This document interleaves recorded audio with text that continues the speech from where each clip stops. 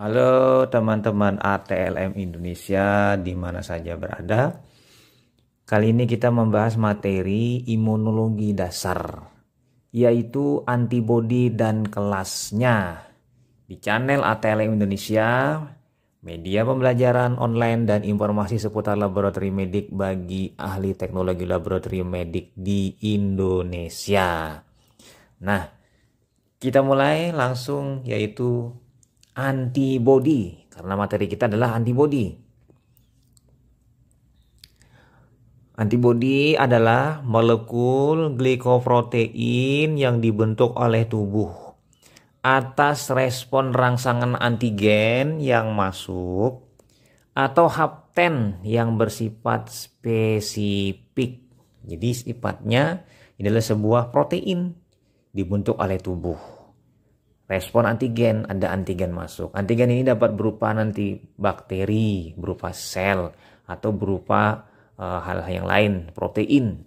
Termasuk nanti partikel virus.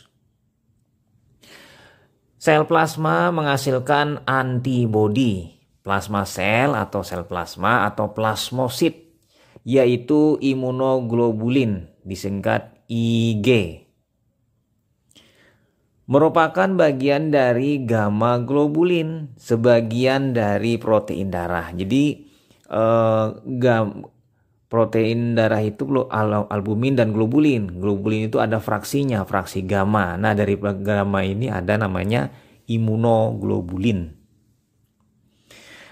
Antibodi memiliki fungsi pengikatan antigen pada FAB, jadi ada di bagian fragmen FAB, dan aktivitas biologi kepada FC, fragmen C atau FC.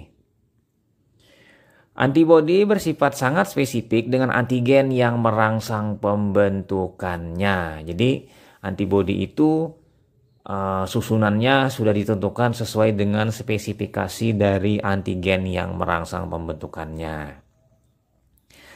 Antibodi merupakan respon tubuh secara imunitas humoral maksudnya. Imunitas humoral. Imunitas humoral adalah imunitas yang diperankan oleh limfosit B. Limfosit B yang mengalami transformasi blast menjadi sel plasma atau plasmosit. Plasmosit inilah yang akan menghasilkan antibodi. Mulai antibodi awal, nanti di switch ke antibodi yang lebih permanen. Misalnya dari imunoglobulin M, kemudian diubah menjadi imunoglobulin G nanti. Oke, kita pindah. Nah, ini kita bisa melihat gambar sebuah molekul dasar imunoglobulin. Jadi kita melihat di awal itu ada antigen within antigen binding site. Jadi tempat melekatnya antigen itu di sana. Itu berkontak dengan antigen. Jadi antigen itu ilustrasinya warnanya hijau. Itu tempat kontaknya atau berikatannya reseptor antibodi dengan reseptor pada antigen. Jadi ada dua, di sebelah kanan dan sebelah kiri. Itu namanya FAB. Nah, antigen binding site. Jadi ada dua. Lalu ada Hanger region. Nah, Hanger region ini adalah tempat persambungannya, ikatan disulfidanya dari antibodi yang melekatkan antara FAB dan FC. FC yang mana? Yang di bawah. Nah, yang di bawah itu adalah FC. Jadi effector region, wilayah itu adalah FC. Nah, masing-masing dari FAB itu ada dua rantai berat dan dua rantai ringan. Yang warna pink itu rantai ringan, yang warna biru itu adalah rantai berat. Nah, kita masing-masing kita melihat VL, CL, kemudian VH, CH1. Nah, ini kemudian ikatan antara FC dan FAB itu diikat oleh ikatan disulfida SS. Nah, SS ini akan dipotong nanti oleh enzim pepsin dan papain nanti. Kalau saya tidak salah pepsin. Nah, kemudian ada juga di situ yang warna apa namanya ungu, itu adalah karbohidrat. Makanya dinamakan di sini adalah glikoprotein. Gliko itu adalah gulanya, proteinnya itu adalah proteinnya adalah protein. Jadi ini kombinasi antara karbohidrat dengan protein. Jadi ada efektor region ya, yang di sebelah situ ada CH2, CH3. Jadi ada CH2, CH3 itu adalah rantai berat. Nah, rantai beratnya. Nah, ini struktur dasar antigen yang nanti akan kita jelaskan. Oke, lanjut. Struktur dasar antibodi, maksudnya struktur dasar antibodi tadi bukan antigen. Nah, ini antibodi kita lihat ada disulfid bond, ikatan disulfida. Nah, kemudian ada karbohidratnya, kemudian ada Higgs region. Nah, Higgs region ini adalah bagian yang perlekatan yang menggabungkan antara rantai apa namanya Fc dengan Fab. Nah, Fc Fab yang mana masing-masing ada rantai ringan dan rantai berat. Kita lihat dulu. Antibodi itu pada prinsipnya memiliki dua rantai ringan, L-chain yaitu L, dan dua rantai berat, heavy chain yaitu H. Nah, itu kita bisa melihat di gambar itu bila ada L itu ringan, kalau ada H itu adalah yang berat. Lalu ada ikatan disulfida, SS. Lalu nomor 3, regio variabel, ada V, sudah lihat V, ada yang C konstan. Jadi variabel ini maksudnya bagian yang susunannya tergantung dari antigen yang merangsangnya di Fab. Kalau C konstan itu tetap, itu adalah bagian Fc yang berikatan nanti dengan fagosit. Jadi Fc berikatan dengan fagosit. Kalau bagian yang Fab itu berikatan dengan antigen. Kemudian regio engsel atau Higgs. Higgs itu adalah bagian engselnya, bagian pertemuan dari Fab Fc. Lalu nomor 5, domain. Nah, domain yang anunya adalah light chain, Fl dan Cl. Nah, ini ada Fl dengan Vl dengan Cl, ya kan? Rantai ringan ada 2, dan rantai berat VH, CH1, CH2, CH3, CH4. Itu adalah rantai berat dari struktur dasar antibodi. Jadi ada rantai ringan, ada rantai berat. Dan tambahan oligosakarida. Umumnya terikat pada CH2, itu yang warna kuning, yaitu karbohidrat. Nah, ini lebih detailnya mengenai struktur antigen. Yang tadi juga sudah detail.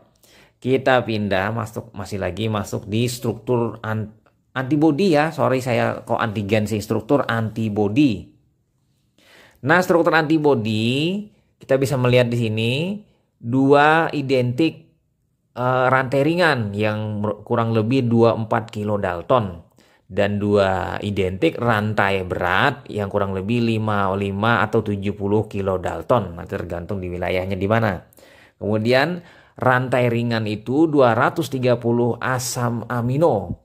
Sementara rantai berat itu 450 sampai 600 asam amino yang terikat, yang masuk menyusun di dalamnya.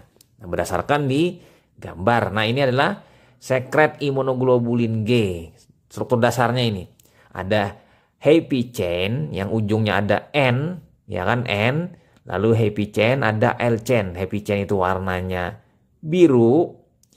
Kemudian nanti di situ menyambung sampai ke tailfish. Nah, di Fc reseptor komplement binding site. Ini adalah Fc itu adalah reseptor tempat perlekatan nanti komplement mengenali atau fagosit mengenali bahwa ini antibodi berikatan dengan antigen. Nah, itu nanti di situ di Fc. Nah, kemudian rantai ringannya itu warnanya hijau. Nah, hijau kan. Nah, di situ lalu ada Fc region, ada Fab region. Fab region ini tempat perlekatannya nanti antibodi terhadap permukaan pada antigen. Jadi antigen binding site. Nah, itu kita bisa melihat struktur dasarnya. Nah, sekarang bagaimana kerjanya? Nah, seperti ini. Kerja antibodi. Jadi dengan cara dia melakukan proses netralisasi. Setelah netralisasi, nanti dia melakukan opsonisasi, opsonin, penyelubungan. Jadi netralisasi perlekatan dulu, lalu penyelubungan antibodi terhadap antigen, lalu mengaktifkan komplemen. Komplemen ini seperti pisau bermata dua, atau ibaratkan kita melihat itu silet dia. Dia bisa melukai permukaan atau merusak permukaan antigen, misalnya antigennya itu sel, atau juga nanti antigennya itu dari dalam sendiri, misalnya eritrosit. Nah, eritrosit bisa dirusak oleh komplemen bila komplemen melihat eritrosit atau leukosit ini sudah opsonin, terselubungi oleh antibodi. Atau nanti proses lain melalui bantuan fagosit. Fagosit akan menelan atau memakan antigen yang telah diselubungi antibodi. Nah, cara antibodi menginaktifkan antigen pertama netralisasi. Netralisasi dengan pengeblokan aktivitas biologi molekul target. Misalnya toksin berikatan dengan reseptor. Jadi toksin tadi sudah tidak aktif lagi karena sudah diikat oleh antibodi. Yang kedua, opsonisasi. Interaksi dengan reseptor khusus sel. Makrofag, neutrofil, basofil, mast cell membuat sel tersebut mengenal dan merespon antigen. Yang ketiga, aktivitas komplemen, aktivasi komplemen maksudnya, menyebabkan lisis langsung oleh komplemen. Rekrutmen komplemen juga menghasilkan fagositosis. Nah, jadi berbagai mekanisme dilakukan oleh tubuh untuk menghancurkan antigen yang masuk. Salah satunya ini dengan bantuan antibodi. Antibodi sudah mengaktifkan atau menyelubungi atau mengaktifkan komplemen, fagosit, menetralkan. Nah, seperti itu teman-teman mekanisme. Ternyata memang luar biasa antibodi perannya di dalam tubuh. Nah, sekarang kita pindah ke kelas imunoglobulin dari antibodi. Jadi antibodi kan tadi kita jelaskan bahwa antibodi adalah imunoglobulin. Imunoglobulin itu ada kelasnya. Kelas pertama yaitu imunoglobulin G, gamma. Jadi gamma kan G disingkat gamma. Yang kedua imunoglobulin M atau imunoglobulin Mu. Nah, jadi ada gamma, ada Mu. Yang kedua imunoglobulin A, IgA, imunoglobulin alfa. Yang ketiga imunoglobulin D atau IgD, delta. Dan yang terakhir imunoglobulin E atau IgE, imunoglobulin epsilon. Jadi gamma, mu, alfa, delta, epsilon. Nah, jadi menghafalnya mudah sekali kan? Gamma, mu, alfa, delta, epsilon. Jadi IgG, IgM, IgA, IgD, IgE. Nah, pada gambar ini kita bisa melihat ada IgG, ada IgD, ada IgE, dan IgA, serta IgM. Jadi melihat gambarnya ini kita sudah melihat, oh ternyata mereka beda-beda ya. Ada yang kecil kompak, ada yang sedang, ada yang ukurannya dua bagian, ada yang 5 bagian digabungkan jadi satu. Nah, mereka masing-masing dikatakan ada yang dikatakan monomer, apabila dia hanya satu dasar struktur antibodi seperti yang gambar tadi sebelumnya. Apabila digabungkan menjadi 2 namanya dimer.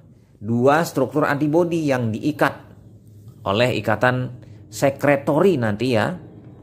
Nah, sementara pentamer dia diikatkan menjadi 1. 5 jadi 1. Jadi 2 in 1 ya kan. Yang ini 5. Nah, ada 5 in 1. Nah, kita bisa melihat di situ yang warna merah itu light chain domain, kemudian yang biru heavy chain domain. Nah, yang warna hijau itu adalah joining domain. Sementara yang warna kuning adalah disulfid break, jembatan atau ikatan disulfida. Jadi pentamer membuatnya dengan cara membuat ikatan disulfida. Jadi dari sini kita bisa melihat Pada prinsipnya antibodi imunoglobulin dibagi menjadi 4. Namun berdasarkan ikatannya dibagi 3. Yaitu ada IgM yang merupakan pentamer, ada IgA itu adalah dimer, sekretory imunoglobulin A, nanti dia dalam sekret. Kemudian yang IgD, IgE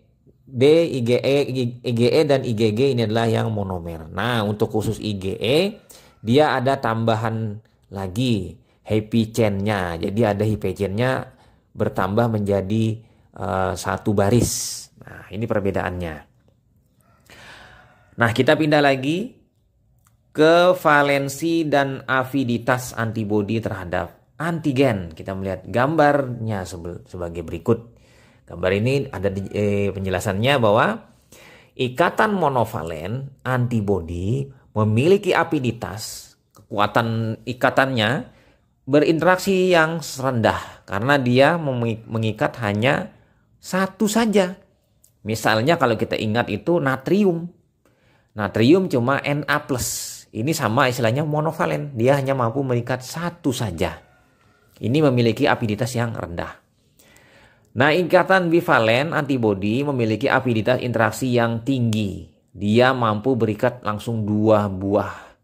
Kanan kiri. Yang tadi kan cuma 1, ini kanan kiri. Bivalen ini adalah tinggi. Misalnya kita mengingatkan ion kalsium Ca2+. Dia mampu mengikat 2 buah anion melalui dua tangannya. Nah, bagaimana dengan yang ikatan polivalen? Nah, ini yang lebih istimewa. Ikatan polivalen antibodi memiliki afiditas interaksi yang sangat tinggi. Berarti kuat sekali dia kemampuannya untuk mengikat antigen. Kita bisa melihat ilustrasi gambar di sebelah. Ya kan? Sangat tinggi. Dia mampu mengikat sebanyak-banyaknya di situ berdasarkan kakinya. Ya kan? Ada 1, 2, 3, 4, 5, 6, 7, 8, 9 sampai 10 ikatan. Nah, berarti kan polivalen nih. Ini yang bagus sekali. Nah, sudah kita pindah masuk lagi ke pengaruh enzim proteolitik terhadap antibodi. Ternyata antibodi seperti halnya protein-proteinnya pada umumnya, dia mampu dihancurkan atau dipecah atau dirusak oleh enzim protein. Dalam hal ini adalah kita lihat gambar ada enzim papain dan enzim pepsin. Bagaimana kerjanya?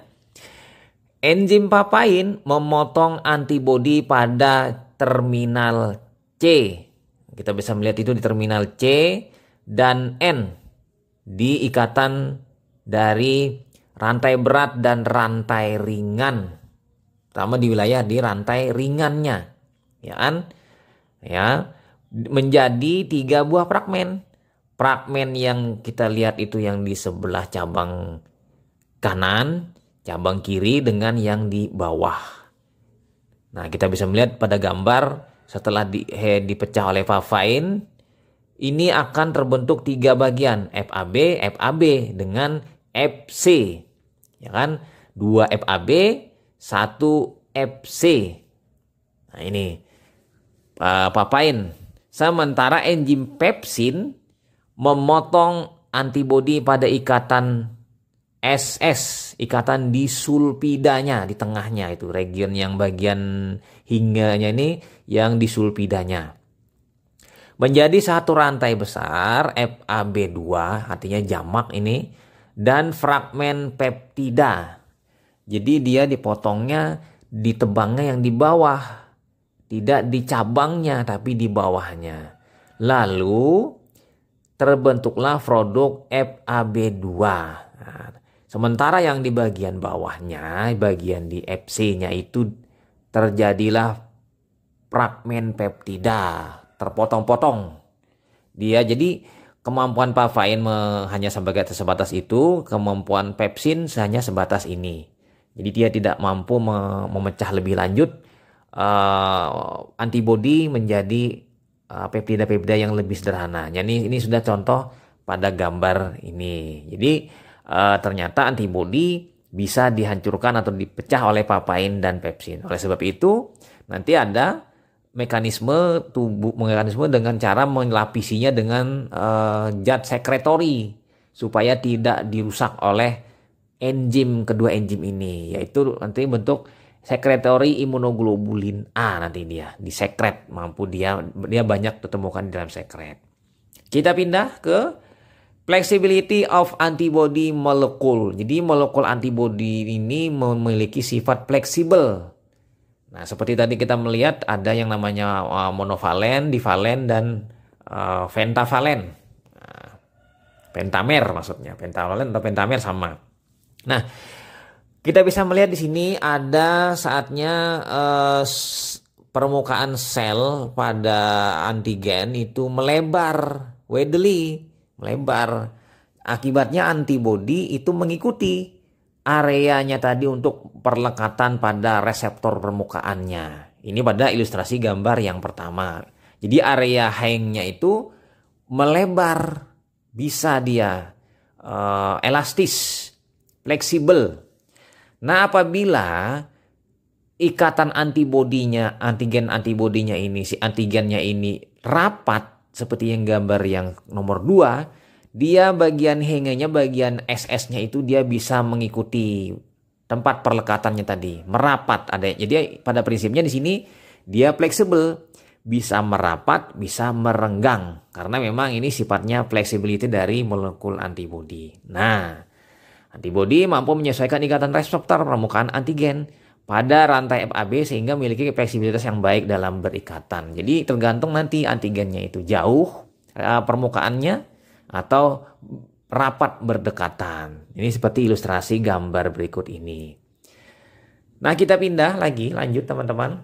Kelas switching.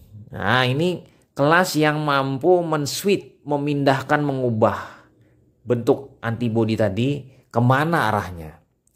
Nah, ini adalah seperti ini. IG1 oleh bantuan IFN, interferon gamma, oleh sel T1 sel. Jadi sel T helper. Sel limfosit T helper mampu men-switch antibodi menjadi IG1. Sementara IgA itu adalah interleukin 5, IL5, oleh sel dari sel TH2, sel T helper. Sel T helper ini dia sebagai sel yang berperan dalam mengatur produksi antibodi. Jadi sel limfosit T helper atau CD4. Bahasa lainnya sel TH ini adalah CD4. IgE itu oleh IL4, sel TH2, sel T helper 2. Jadi sama-sama, tapi interleukinnya yang nanti yang membedakan, leukin 5 dan leukin 4. Nah, perubahan antibodi atau switching dipengaruhi oleh komponen imun yang berbeda. Ini penjelasannya seperti ini. Oke, kita pindah masuk ke masing-masing karakteristik dari imunoglobulin. Kita mulai dari IgG, imunoglobulin G, gamma. Rantai berat adalah jenisnya gamma. Jadi rantai beratnya gamma ya, membedakan. Nah, lalu kita masuk 4 subkelas, yaitu IG1, IG2, IG3, dan IG4. Jadi ada 4 subkelas dari kelas IgG ini, IG1, IG2, IG3, IG4, dan ada IG4. Kemudian kita pindah, proporsi dalam tubuh 76%. Jadi ini adalah antibodi utama di dalam tubuh kita, di dalam darah banyak, di dalam tubuh, dalam serum. Terutama dalam serum ini kan dikatakan 76%. Jadi antibodi utama di tubuh kita adalah IgG. Jadi pertanyaan nanti, antibodi yang paling tertinggi atau utama dalam tubuh adalah IgG. Yang kedua, imunoglobulin terbanyak pada serum. Nah, ini perlu diingat, ditekankan pada teman-teman ATLM atau mahasiswa-mahasiswi kalau uji kompetensi. Begitu pertanyaan muncul, inilah jawabannya. Yang mana yang paling banyak? Ya, IgG. Lanjut, imunoglobulin ini terbanyak pada daerah ekstravaskular. Nah, ekstravaskular di luar dari peredaran darah. Lalu ini bersifat transfer plasental antibodi ini. Mengapa transfer plasental? Jadi dia bersifat mampu menembus masuk ke plasenta. Jadi IgG adalah satu-satunya imunoglobulin yang dapat menembus barir plasenta. Di plasenta itu ada barir pertahanan supaya tidak boleh masuk apapun yang berukuran atau seperti sel, kecuali bisa melewati barir itu atau penghalang itu. Nah, salah satunya yang bisa ini adalah IgG. Menuju janin dan memberikan imunitas pada masa-masa awal kehidupan bayi. Tapi ini juga berisiko. Karena apa? IgG adalah produk dari antiresus. Artinya dia bisa tembus ke dalam dan mampu menghancurkan eritrosit si bayi yang beda resus. Makanya bisa menyebabkan eritroblastosis fetalis. Nah, kita pindah lagi. Masih ke IgG. IgG ini mampu mengikat komplemen. Jadi misalnya mampu mengikat komplemen. Kemudian berikatan dengan sel. Mampu berikatan dengan sel di reseptor Fc-nya. Makrofag, monosit, neutrofil, dan beberapa limfosit memiliki Fc reseptor yang berikatan dengan regio Fc pada IgG. Jadi dia mampu menarik fagosit nanti karena ada reseptor IgG. Nah, lanjut lagi. Sel yang terikat IgG lebih mengenal antigen. Wah, mantap kan? Lanjut lagi. Imunoglobulin ini menyimpan antigen agar mudah ditelan oleh fagosit. Opsonin merupakan substansi yang memicu fagositosis. Jadi diselubungi antigen tadi oleh IgG. Jadi dikenali dan dipermudah untuk proses fagositosis oleh fagosit. Misalnya fagosit tadi adalah makrofag, neutrofil, atau monosit. Nah, kita pindah ke antibodi sebelahnya yaitu imunoglobulin Mu, IgM, merupakan imunoglobulin pada permukaan sel B sebagai reseptor antigen. Ya kan? Ini dia dikenali di permukaan sel B. Karena memang ini adalah antibodi yang dibentuk pada fase awal, fase infeksi masuknya antigen. Kemudian rantai beratnya adalah Mu. Karena dicirikan dengan M. Proporsi dalam tubuh 8%. Sedikit ya. Lalu, imunoglobulin terbanyak ketiga dalam serum. Berarti dia ini adalah urutan ketiga. Yang pertama tadi IgG. Ya kan? Ini yang nomor 3. Lanjut. Imunoglobulin ini yang pertama dibuat oleh fetus. Fetus membuat ini pertama kalinya adalah ini. Contoh salah satunya adalah antisera pada golongan darah. Jadi anti A, anti B itu adalah masuk dalam IgM. Ini adalah natural antibody. Antibody yang dibentuk tanpa ada rangsangan antigen. Ini misalnya contohnya ini pada golongan darah yaitu IgM. Kemudian imunoglobulin ini yang pertama dibuat oleh sel B, virgin. Sel B yang masih pertama, yang masih virgin, masih perawan kalau virgin ini. Saat distimulasi oleh antigen, ini pertama kalinya yang dibuat. Jadi ini masuk hal yang awal. Nanti ada proses namanya perubahan, namanya switching. Ke mana nantilah tindak lanjutnya. Tadi sudah kita jelaskan di switching. Nah, lanjut lagi. Pengikat komplemen terbaik. Kata kuncinya sini terbaik ya, karena berstruktur pentamer. Jadi banyak nanti dia mengikat komplemen karena pentamer. Nah, di sini dia yang terbaik. Lalu IgM sangat efisien untuk melisiskan mikroorganisme. Ya memang karena dia mampu mengikat lebih banyak permukaan mikroorganisme, kemudian mampu dia mengaktifkan lebih banyak komplemen dibandingkan yang IgG tadi. Nah, fungsi aglutinasi terbaik karena berstruktur pentamer. Artinya di sini anti A itu lebih banyak berpeluang mengikat eritrosit. Ya kan? Aglutinasinya sehingga lebih besar. Makanya aglutinasi golongan darah itu tampak lebih jelas apabila dia kelas IgM ketimbang dari kelas yang IgG.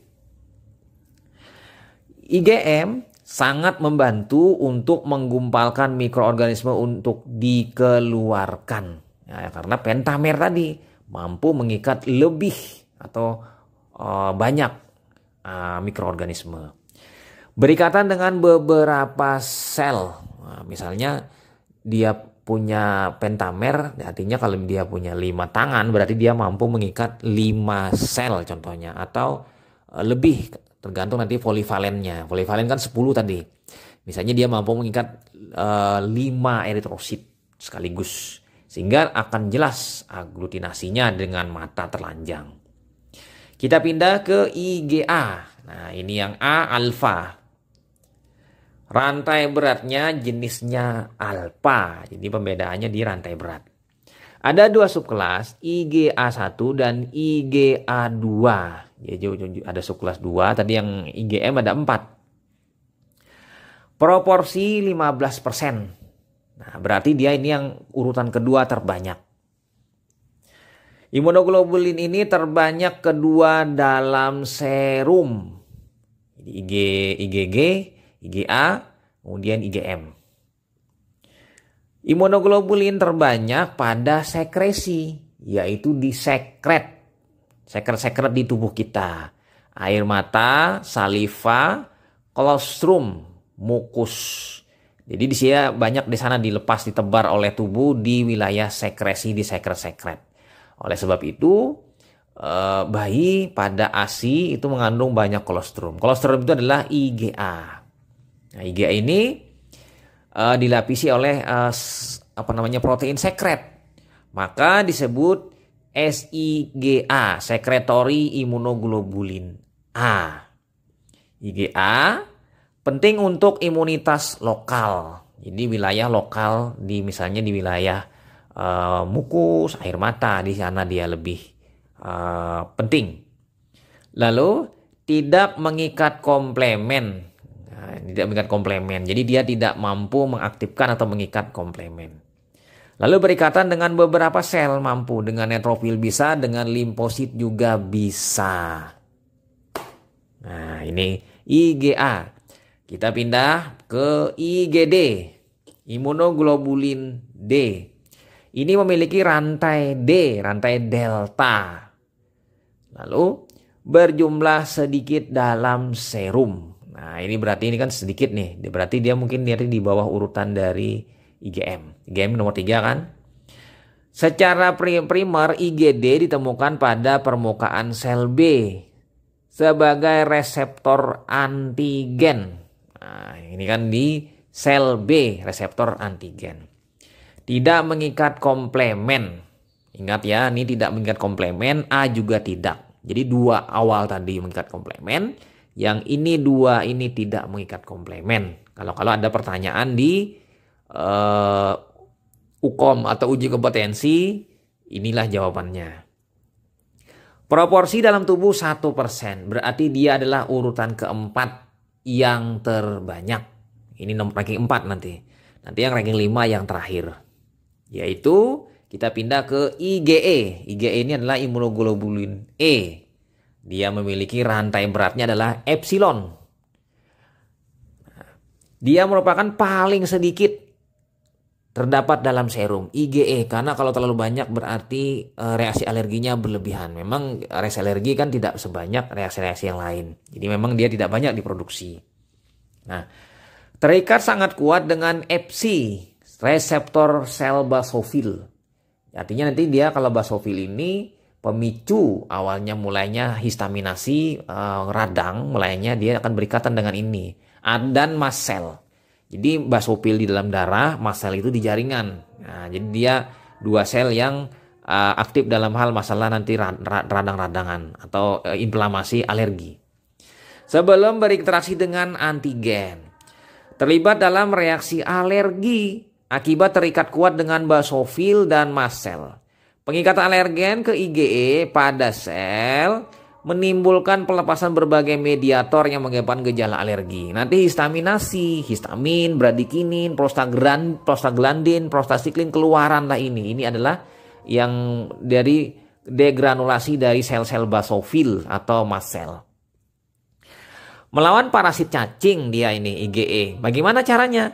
Eosinofil berikatan dengan IgE kemudian menyelubungi cacing lalu membunuhnya. Ya, seperti itu.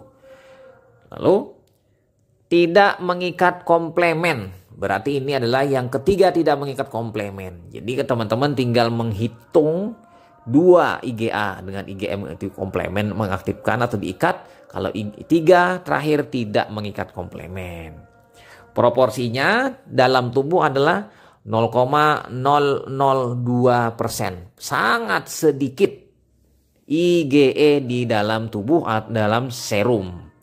Nah, itu adalah kita bahas tadi sebanyak 5 buah jenis-jenis antibody atau imunoglobulin.